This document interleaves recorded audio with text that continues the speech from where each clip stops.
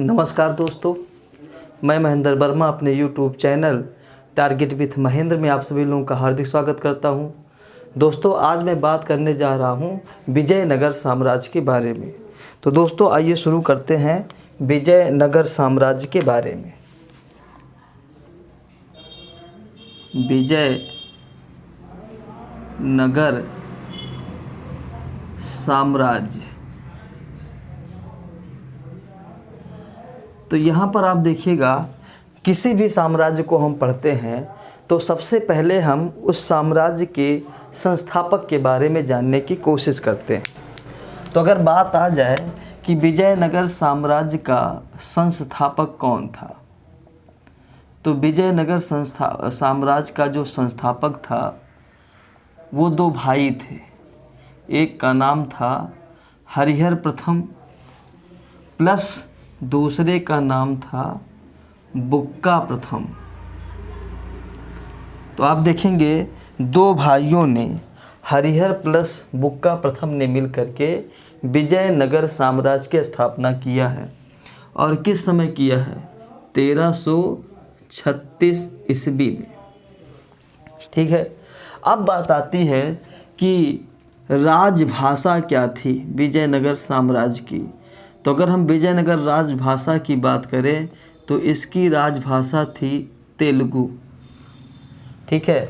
अगर हम बात करें कि विजयनगर साम्राज्य का सिक्का क्या था, तो विजयनगर साम्राज्य का जो सिक्का था वो था बराह, या इसी का एक नाम और मिलता है पैगोड़ा। ठीक है, बराह या पैगोड़ा। और यह जो सिक्का था वह सोने का सिक्का था। ठीक है। विजयनगर साम्राज्य का जो राजकीय सिक्का था वो क्या था? बराह या पैगोड़ा। और यह किसका सिक्का था? सोने का सिक्का था। अगर हम राजधानी की बात करें कि विजयनगर साम्राज्य की राजधानी क्या थी, तो प्रारंभ में विजयनगर की साम्राज्य थी अनेगोंडी। इसके बाद इसकी साम्राज्य की राजधानी बनी है विजयनगर। ठीक है, विजयनगर। एक क्वेश्चन पूछता है कि जो विजयनगर है उसका ध्वंसावशेष कहाँ मिलता है, तो विजयनगर साम्राज्य का जो ध्वंसावशेष है वह हम्पी में मिलता है। हम्पी कहाँ स्थित है? कर्नाटक में स्थित है। तो पहली राजधानी विजयनगर की थी अनेगोंडी, दूसरी राजधानी है विजयनगर, और विजयनगर के ध्वंसावशेष कहाँ मिलते हैं? हम्पी में। इसकी तीसरी राजधानी है पेनकोंडा, और चौथी राजधानी है चंद्रगिरी। 4 राजधानियाँ थी विजयनगर साम्राज्य की। और अगर इसके बाद हम बात करें कि इनका धर्म कौन सा था विजयनगर साम्राज्य का, तो विजयनगर का धर्म की अगर हम बात करें तो दो धर्म थे। पहला था शैव, और बाद में आप कुछ देखेंगे शासक हुए हैं जिन्होंने वैष्णव धर्म को भी माना है, जैसे कृष्णदेव राय। अगर हम बात करें कि विजयनगर साम्राज्य का पतन कब हुआ है, तो विजयनगर साम्राज्य का पतन शुरू हो गया है 23 जनवरी 1565 ईस्वी में। और एक युद्ध हुआ था, उस युद्ध का नाम है तालीकोटा का युद्ध। तालीकोटा का युद्ध। ठीक है। तो यहाँ पर कुछ जानकारियाँ दी गई जो एकदम फैक्ट थी। तो बड़ा ही ज़बरदस्त टॉपिक होने वाला है दोस्त। तो जिन लोगों ने चैनल को सब्सक्राइब नहीं किया है, प्लीज़ चैनल को सब्सक्राइब कर लीजिए। लाइक और कमेंट करना बिल्कुल मत भूलिए। और अगर आपसे पूछा गया कि दोस्त बताइए कि मध्यकाल का पहला हिंदू साम्राज्य कौन था, तो मध्यकाल का पहला हिंदू साम्राज्य कौन था, तो आंसर हो जाएगा उसका विजयनगर साम्राज्य। उसका आंसर क्या हो जाएगा? विजयनगर साम्राज्य ही मध्यकाल का पहला हिंदू साम्राज्य था। पहला कैसा साम्राज्य था? हिंदू साम्राज्य था। इसकी स्थापना किसने किया है? हरिहर प्लस बुक्का ने। ठीक है, स्थापना किसने किया? हरिहर प्लस बुक्का ने। स्थापना किसने किया? हरिहर प्लस बुक्का ने किया है। और जिस समय हरिहर प्लस बुक्का ने जो है स्थापना किया है, उस समय दिल्ली का शासक कौन था? तो उस समय दिल्ली का शासक था मोहम्मद बिन तुगलक। यानी कि मोहम्मद बिन तुगलक के समय आप देखेंगे 1336 ईस्वी में जो है हरिहर और बुक्का ने जो है विजयनगर साम्राज्य की स्थापना की है। और अगर पूछ ले विजयनगर की स्थापना उन्होंने किस नदी के किनारे की है, तो आंसर क्या हो जाएगा? तुंगभद्रा नदी के किनारे की है। किस नदी के किनारे की है दोस्त? तुंगभद्रा नदी के किनारे की है। अब बात आता है कि हरिहर प्लस बुक्का के जो है गुरु कौन थे? तो हरिहर प्लस बुक्का के गुरु थे कौन, ये आपको बताना है। तो इनके गुरु का नाम था विद्यारण्य। इनके गुरु का नाम था विद्यारण्य। कभी पूछ ले कि हरिहर और बुक्का के गुरु कौन थे, तो जो है विद्यारण्य थे।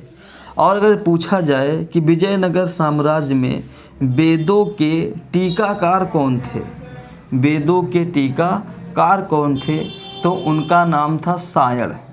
उनका नाम था क्या? सायण।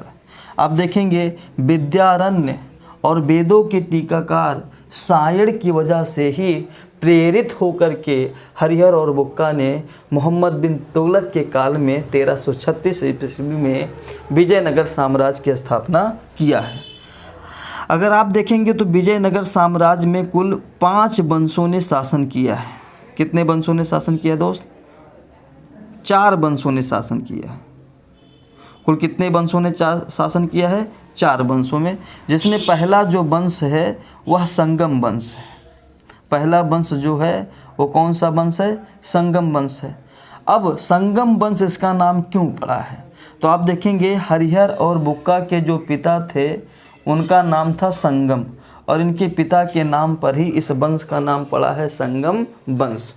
दूसरा वंश जो विजयनगर की गद्दी पर शासन किया है वो है सालुब वंश। वो है सालुब वंश, ये दूसरा वंश है जिसने शासन किया है।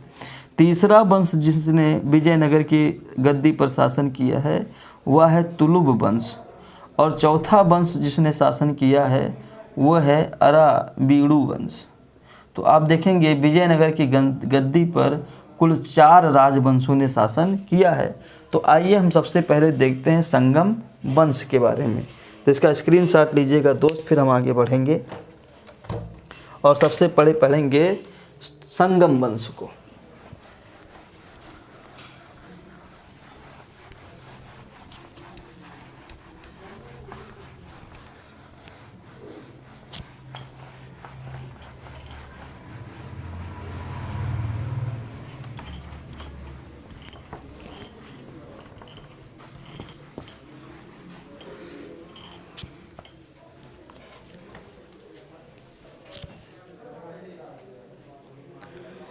तो हेडिंग डालिएगा दोस्त संगम वंश।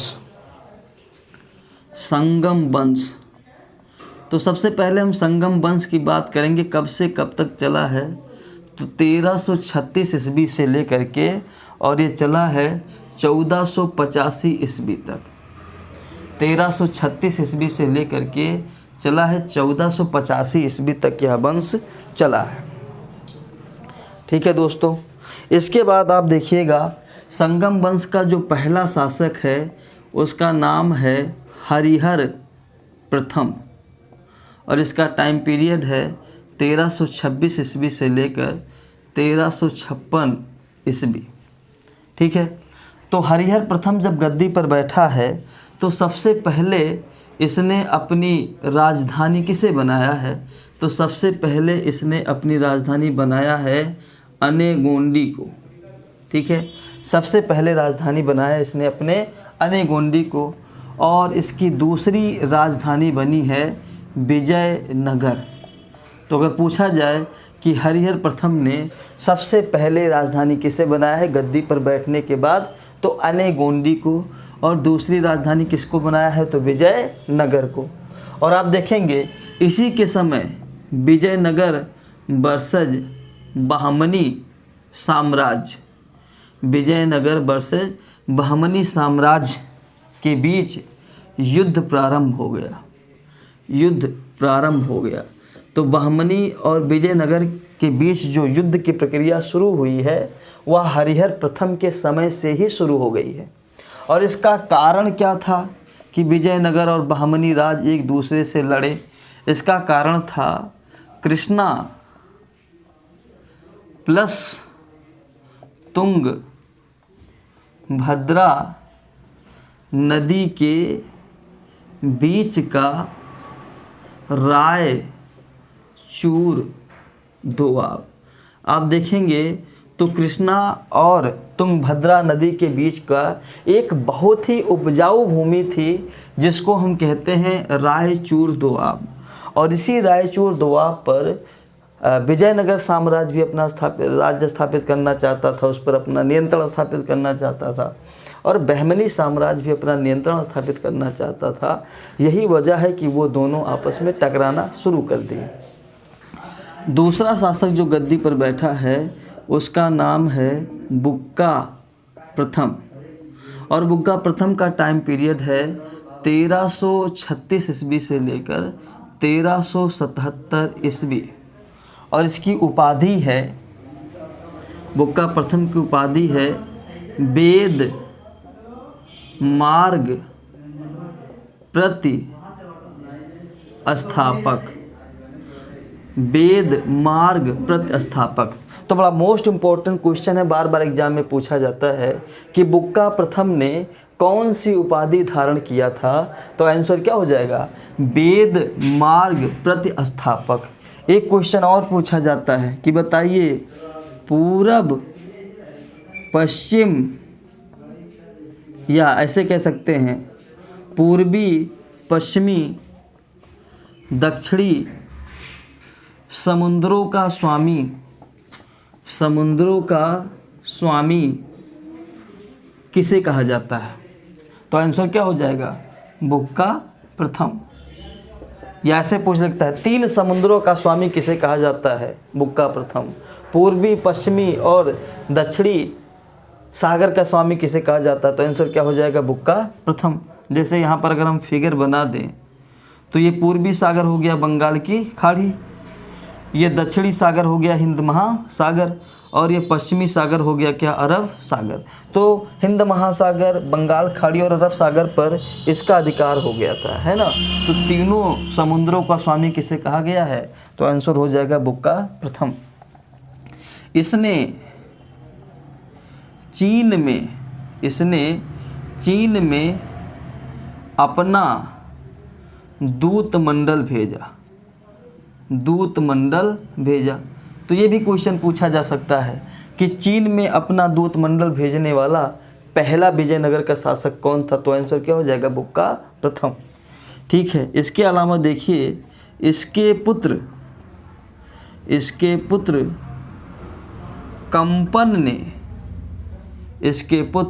कंपन ने मदुरा को जीत लिया। तो अगर यहाँ पूछ लिया जाए कि मदुरा किस राज्य की राजधानी थी, तो आंसर क्या हो सकता है? पांड्य राज्य की राजधानी थी। तो पांड्य राज्य की राजधानी मदुरा को जीतने वाला कौन है? बुक्का प्रथम का पुत्र कंपन। ठीक है। और इसकी जानकारी कहाँ से मिलती है? इसकी जानकारी कंपन की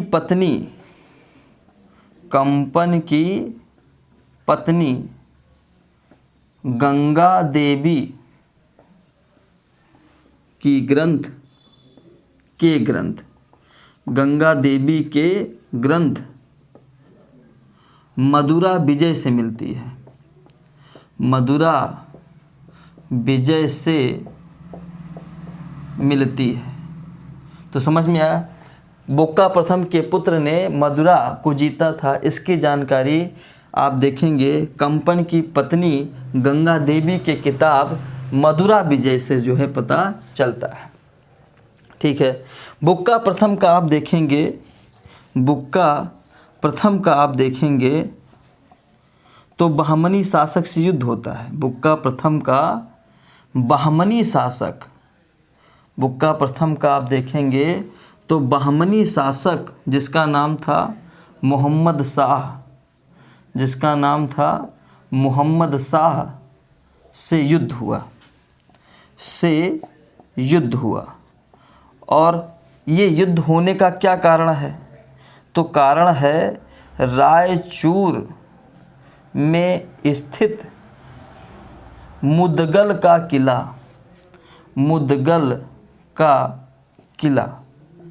तो मुदगल का जो किला था वो रायचूर के दोआब में स्थित था।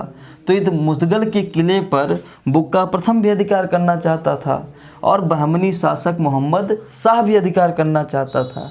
और इसी की वजह से, अधिकार करने की वजह से जो है दोनों के बीच में युद्ध हुआ। ये क्वेश्चन पूछा जाता है कि बारूद का प्रयोग कब हुआ था? तो बारूद का प्रथम युद्ध प्रयोग हुआ था बुक्का प्रथम और मोहम्मद शाह के युद्ध के दौरान। तो इसका स्क्रीनशॉट लीजिएगा दोस्त, फिर हम आगे बढ़ेंगे। स्क्रीनशॉट लीजिएगा दोस्त, फिर हम आगे बढ़ेंगे।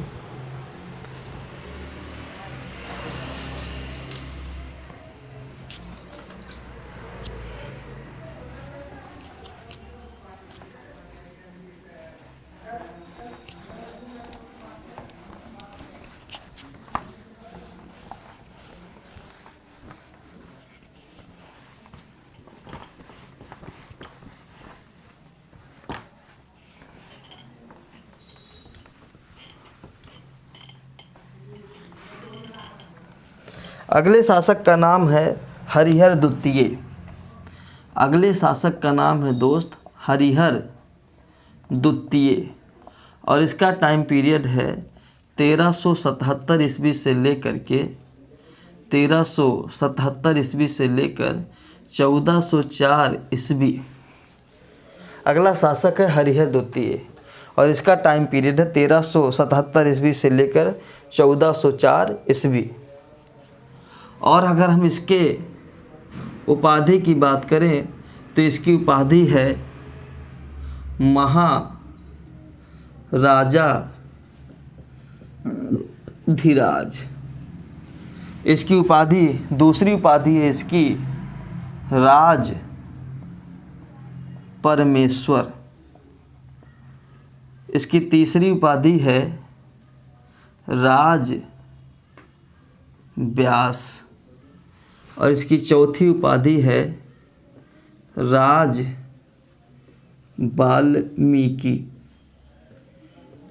ठीक है, और चारों के चारों उपाधियाँ बहुत इंपॉर्टेंट है। क्वेश्चन पूछता है महाराजा धीराज, राज परमेश्वर, राज व्यास और राज वाल्मीकि किसकी उपाधि है? तो आंसर क्या हो जाएगी? हरिहर द्वितीय की।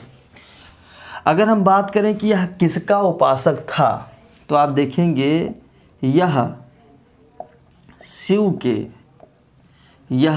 के विरूपाक्ष रूप का उपासक था।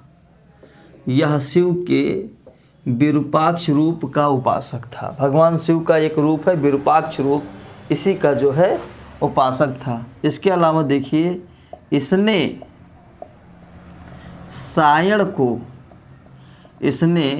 सायण को अपना मुख्य मंत्री बनाया। और सायण कौन थे? सायण जानते हैं, वेदों के टीकाकार थे सायण। इनको इसने जो है अपना मुख्यमंत्री बनाया है। इसके अलावा आप देखिएगा कि इसने दक्षिण के मुस्लिम राज्यों से गोवा, चौल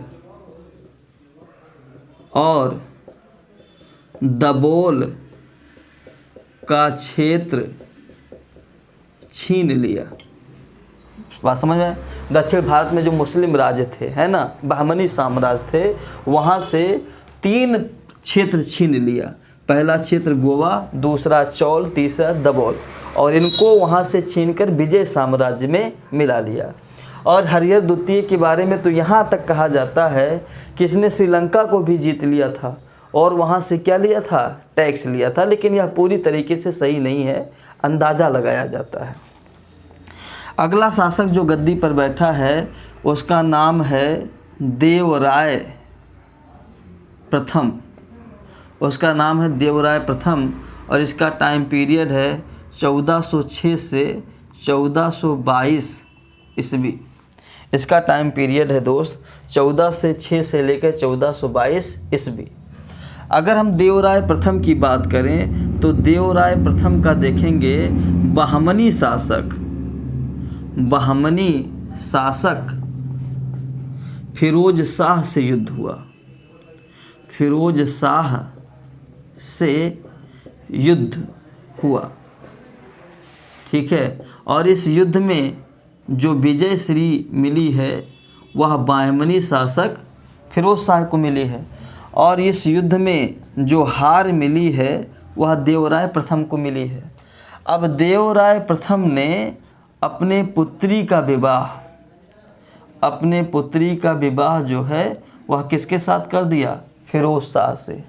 और फिरोज शाह को आप देखेंगे दहेज में जो है बांकापुर का क्षेत्र दिया। जो विजयनगर का एक क्षेत्र था बांकापुर, उसको दहेज में दे दिया फिरोज शाह। एक क्वेश्चन पूछता है कि विजयनगर के किस शासक ने अपनी पुत्री का विवाह फिरोज शाह से किया है? तो आंसर क्या हो जाएगा? देवराय प्रथम।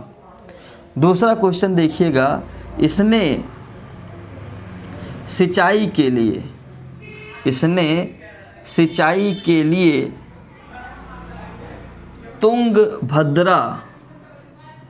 तुंगभद्रा नदी पर बांध बनाकर नहर निकाला। तो पूछ ले विजयनगर साम्राज्य का कौन सा शासक है जिसने नहर बनवाया है? तो आंसर क्या हो जाएगा? देवराय प्रथम। और किस नदी से नहर निकाला है? तो तुंगभद्रा नदी से नहर निकाला है। किस लिए नहर निकाला है? तो सिंचाई के लिए नहर निकाला है, ठीक है। इनके समय एक विद्वान रहते थे और उन विद्वान का नाम है श्रीनाथ। श्रीनाथ जो है इसके दरबार में रहते थे, और श्रीनाथ जो है वो तेलुगु के विद्वान थे। श्रीनाथ किस भाषा के विद्वान थे? किसके विद्वान थे? तेलुगु के विद्वान थे। और श्रीनाथ ने एक ग्रंथ लिखा था, उस ग्रंथ का नाम है हरविलास। तो आप कह सकते हैं कि तेलुगु के प्रसिद्ध विद्वान श्रीनाथ जो है देवराय प्रथम के दरबार में रहते थे, और श्रीनाथ के ग्रंथ का नाम है हरविलास। एक क्वेश्चन बड़ा मोस्ट इम्पोर्टेंट पूछता है कि इसके समय कौन सा यात्री भारत आया था? तो इसके समय आप देखेंगे इटली का यात्री। इसके समय आप देखेंगे इटली का यात्री जिसका नाम था निकोलो कोंटी, ठीक है। वह 1420 ईस्वी में भारत आया था। तो अगर कोई पूछ ले कि बताइए कि इसके समय कौन सा विदेशी यात्री भारत आया था, तो आंसर क्या हो जाएगा? Nicolo Conti. कब आया था? 1420 ईस्वी में। और निकोलो कोंटी कहाँ का रहने वाला था? तो आंसर क्या हो जाएगा? इटली का रहने वाला था। निकोलो कोंटी ने किसके किसके बारे में बात किया है? तो आप देखेंगे निकोलो कोंटी ने सती प्रथा के बारे में बात किया है। निकोलो कोंटी ने बहुविवाह के बारे में वर्णन किया है। निकोलो कोंटी ने दास प्रथा के बारे में बात किया है। निकोलो कोंटी ने दीपावली के बारे में लिखा है। निकोलो कोंटी ने जो है आप देखेंगे नवरात्रि के बारे में लिखा है। नवरात्रि के बारे में लिखा है। और अगर ये पूछ ले वह कौन सा पहला विदेशी यात्री है जिसने विजयनगर साम्राज्य में पहली बार सती प्रथा का उल्लेख किया है, तो भी आंसर क्या हो जाएगा? Nicolo Conti. तो इसका स्क्रीनशॉट लीजिएगा दोस्त, फिर हम आगे बढ़ेंगे। स्क्रीनशॉट लीजिए।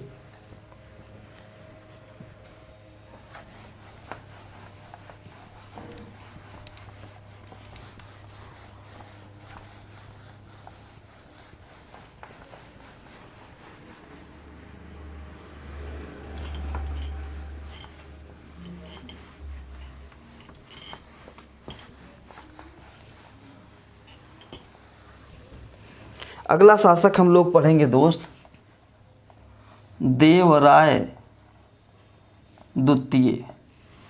अगला शासक हम लोग पढ़ेंगे दोस्त देवराय द्वितीय। अगर हम देवराय द्वितीय के टाइम पीरियड की बात करें तो इसका टाइम पीरियड है 1422 ईस्वी से लेकर 1446 ईस्वी। और हम अगर इसकी उपाधि की बात करें तो इसकी उपाधि कई हैं। पहली उपाधि है इसकी गज बेटकर। ये बहुत बार एग्जाम में पूछा गया है, टीजीटी पीजीटी के एग्जाम में, कि गज बेटकर किसकी उपाधि थी। तो आंसर क्या हो जाएगा, देवराय द्वितीय। इसकी दूसरी उपाधि थी प्रौढ़ देवराज। इसकी दूसरी उपाधि थी प्रौढ़ देवराज। इसकी तीसरी उपाधि थी इमाड़ी देवराज। इसकी तीसरी उपाधि क्या थी, इमाड़ देवराज। तो इसकी तीन उपाधियाँ बहुत ही इंपॉर्टेंट हैं। पहली उपाधि है गज बेटकर, दूसरी उपाधि है प्रौढ़ देवराज और तीसरी उपाधि है इमाड़ देवराज। अब क्वेश्चन होता है कि इसके समय कौन विदेशी यात्री भारत आया। तो इसके समय आप देखेंगे विदेशी यात्री जो आया है उसका नाम है अब्दुल रज्जाक।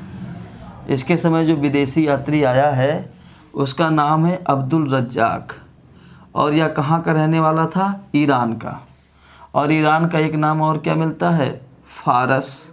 और किसका राजदूत बनकर आया था, शाहरुख का। ये फारस का क्या था, शासक था। यह फारस का क्या था, शासक। तो आप देखेंगे इसके समय फारस के शासक शाहरुख का राजदूत अब्दुल रज्जाक भारत में आया। और अब्दुल रज्जाक ने लिखा है कि विजयनगर साम्राज्य, क्या लिखा है दोस्त, विजयनगर साम्राज्य संसार के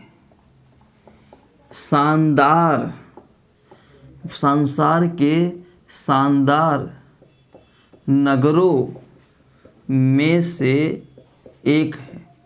ये क्वेश्चन पूछता है कि किस विदेशी यात्री ने लिखा है कि विजयनगर साम्राज्य संसार के शानदार नगरों में से एक है। तो आंसर क्या हो जाएगा, अब्दुल रज्जाक। वह कौन सा पहला शासक है जिसने मुस्लिम धनुर्धरों को अपनी सेना में भर्ती किया। तो आप देखेंगे इसने पहली बार मुस्लिम धनुर्धरों को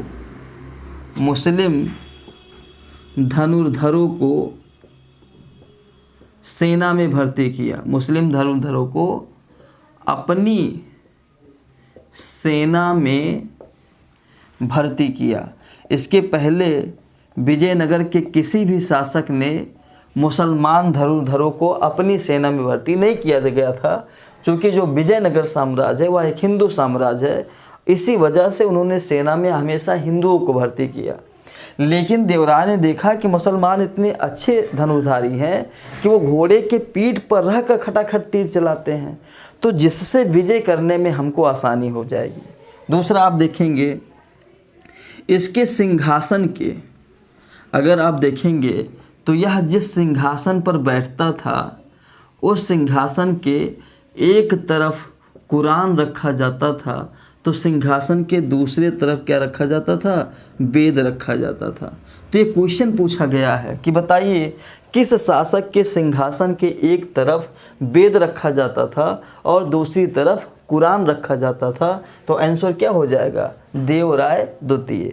तो कहीं ना कहीं मैसेज करना चाहता था कि हम जितना प्रेम अपने हिंदुओं से करते हैं, हिंदुओं के धार्मिक ग्रंथ वेद से करते हैं, उतना ही प्रेम हम मुसलमानों से करते हैं और उनके धार्मिक ग्रंथ कुरान से करते हैं। ठीक है, तो इसका रिजल्ट ये निकला कि हिंदू और मुसलमान दोनों सैनिकों ने इसके लिए ईमानदारी से युद्ध किया और इसको जीत दिलाई।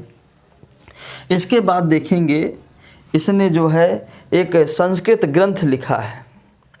इसने एक संस्कृत ग्रंथ लिखा है। इसने संस्कृत ग्रंथ सुधा निधि की रचना की। तो अगर क्वेश्चन आ जाए कि बताए कि संस्कृत ग्रंथ सुधा निधि का लेखक कौन है, तो आप कह सकते हैं विजयनगर का शासक देवराय द्वितीय। इसके अलावा आप देखेंगे बादरायण की एक पुस्तक है, बादरायण की पुस्तक, और बादरायण की जो पुस्तक है उसका नाम है ब्रह्मसूत्र, उसका नाम है दोस्त ब्रह्मसूत्र। तो आप देखेंगे कि इसने बादरायण की पुस्तक ब्रह्मसूत्र पर टीका लिखा, ब्रह्मसूत्र पर क्या लिखा, टीका लिखा है। इसने बादरायण की पुस्तक ब्रह्मसूत्र पर जो है टीका लिखा है। इसके अलावा देखिएगा इसने केरल सहित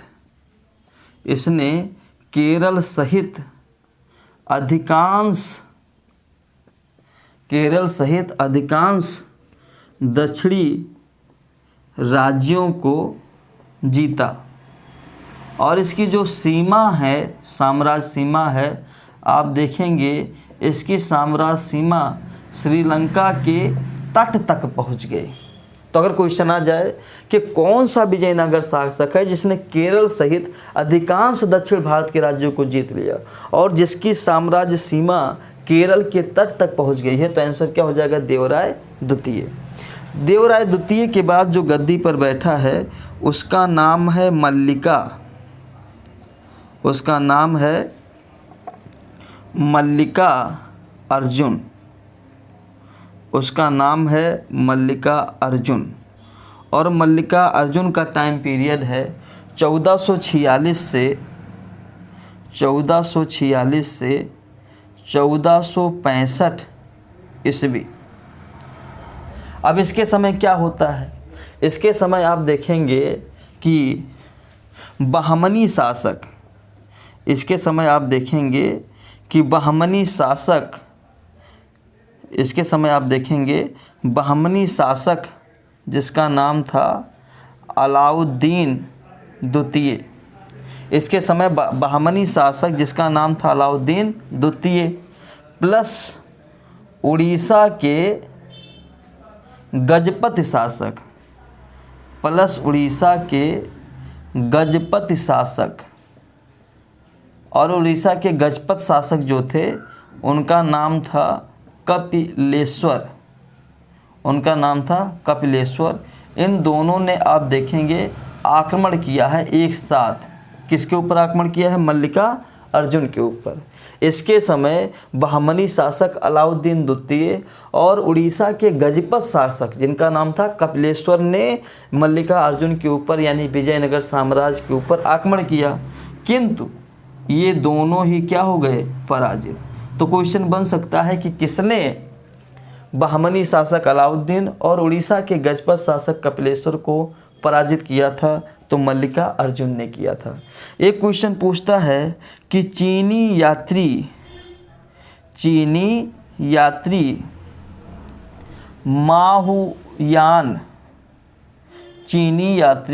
माहुयान किसके समय भारत आया है, तो आंसर क्या हो जाएगा, मल्लिका अर्जुन के समय भारत आया है। किसके समय भारत आया है, तो आंसर क्या हो जाएगा, मल्लिका अर्जुन के समय भारत आया है। तो इतना स्क्रीनशॉट लीजिएगा दोस्त, फिर हम आगे बढ़ेंगे।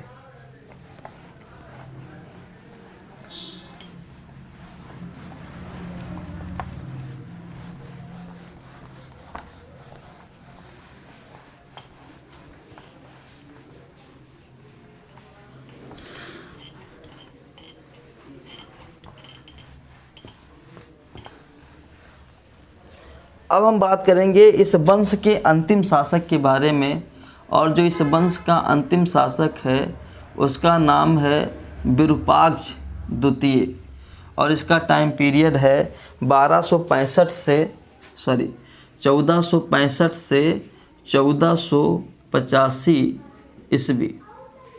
ठीक है, तो विरूपाक्ष द्वितीय जो है यह इस वंश का अंतिम शासक था। यह इस वंश का अंतिम शासक था। इस वंश का मतलब क्या हो गया, यह संगम वंश का अंतिम शासक था। ठीक है।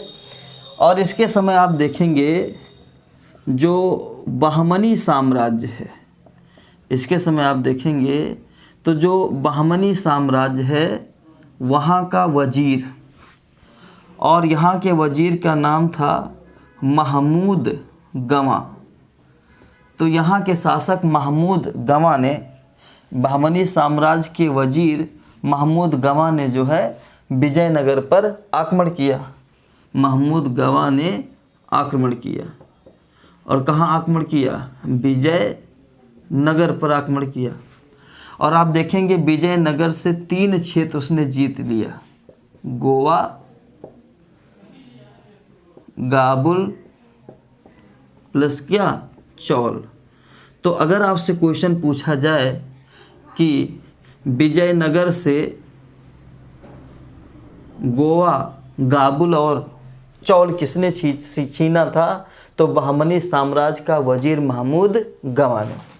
इसके अलावा दूसरा आक्रमण किया है कपिलेश्वर ने, दूसरा आक्रमण किया है कपिलेश्वर ने। और यह कहाँ का शासक था, यह उड़ीसा का शासक था, है ना। और उड़ीसा के शासकों को कहा गया है गजपति शासक। क्या कहा गया है, गजपत शासक।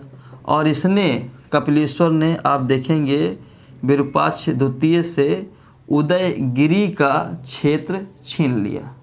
अगर क्वेश्चन आ जाए कि विजयनगर से उदयगिरी का क्षेत्र किसने छीना था, तो आंसर क्या हो जाएगा, उड़ीसा के गजपत शासक कपिलेश्वर ने। तो दोस्तों यहाँ हमने बात किया है जो है विजयनगर साम्राज्य के संगम वंश के बारे में। अगला जो हम वीडियो बनाएंगे वह सालुम वंश, तुलुब वंश और अराबिडु वंश के बारे में बताएंगे, है ना। थैंक यू सो मच मेरे दोस्त।